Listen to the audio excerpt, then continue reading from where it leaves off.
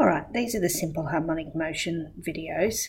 I think it's really important that we just recap on what the three formulas are.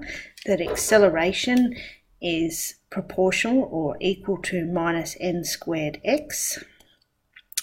It's representing a sine graph or a cos graph, where a is the amplitude and n is the affected by the period. And don't forget, we had period is 2 pi on n. And we also had this one, v squared equals n squared, a squared minus x squared, and we proved that. You don't need to be able to prove it, but you certainly need to be able to remember those three, because simple harmonic motion is as easy as getting the information from the question, using the formulas to find the answer. Don't forget that when velocity is a maximum, it's at the middle, and acceleration 0. Think about your graphs. Don't try and remember this table, think about your graphs. That if the graph's going like this, then when it's 0, it's a maximum velocity, because it's the cos graph or the sine graph. You know what I'm talking about. Okay, let's have a look at these examples. Sketch the graph. It says a particle is moving in a straight line, t seconds the distance. Sketch the graph. X equals 1 plus a half cos 2t. Well, I know a couple of things from that. I know that it's moved up 1, so I'm going to do a line of a different colour at 1. Would have been nice if it's straight. It is cos. I know it goes up to 1.5. because of this half here, and down to a half, and I know that 2t must equal 2 pi, so my period is pi. So the graph goes twice, so that's pi and that's 2 pi. Okay, that's got nothing to do with simple harmonic motion, that's got everything to do with can I graph curves, trig curves. This is x and this is t. Show that the motion is simple harmonic motion. For simple harmonic motion,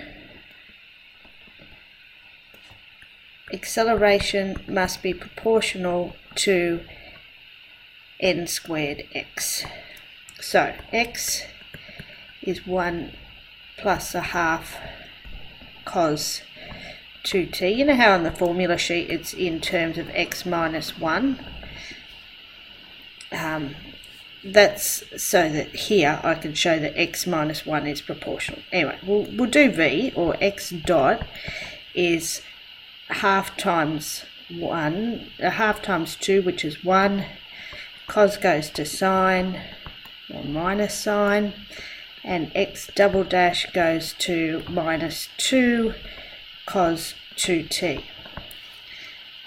Now x double dash is equal to x minus 1, by bringing the 1 across there,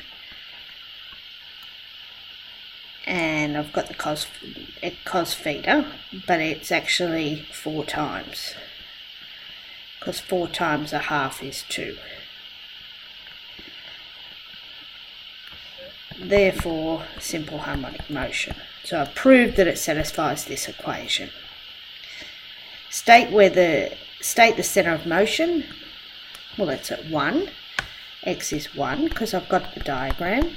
Find the displacement. Find x when the particle's at rest. Isn't it at rest here and here? Here and here, because it's got to change direction. So find the displacement. It's 1.5 and half, and determine the length of the path. The path is 1 long. Okay, I'll do the next one on another video.